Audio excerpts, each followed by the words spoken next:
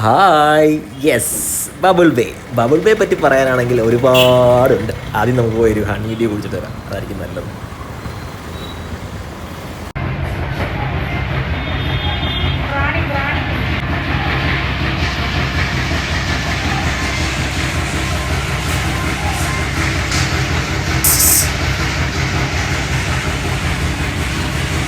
അങ്ങനെ നമ്മളിപ്പോൾ നിൽക്കുന്നത് ബബിൾ ബേയിലാണ്.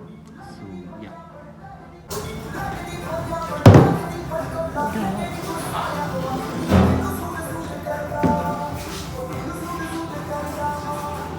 രണ്ട് യൂട്യൂബേഴ്സ് ഉള്ള സമയത്ത് ഇതാണ് അവസ്ഥ ഗൈസ്.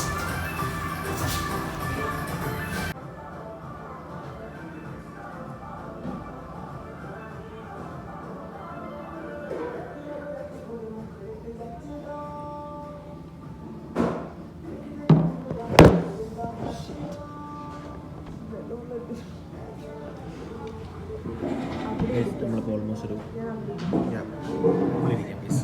ആൾക്കാർ കൂടി ലെറ്റ്സ് ഗോ ഔട്ട്.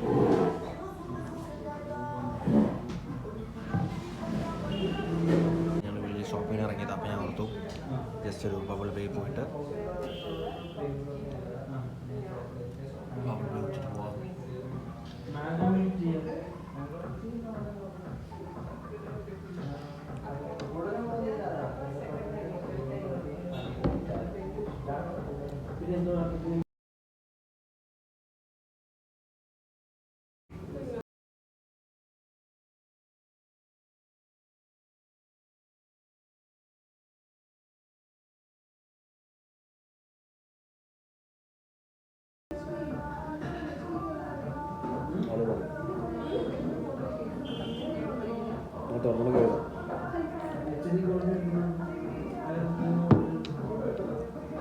അങ്ങനെ നമ്മൾ ബബിൾ ബേയിൽ നിന്ന് ഇറങ്ങി.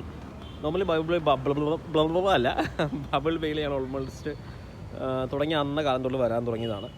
സോ പ്രത്യേകിച്ച് ബബിൾ ബേയെ കുറിച്ചൊന്നും പറയാനില്ല.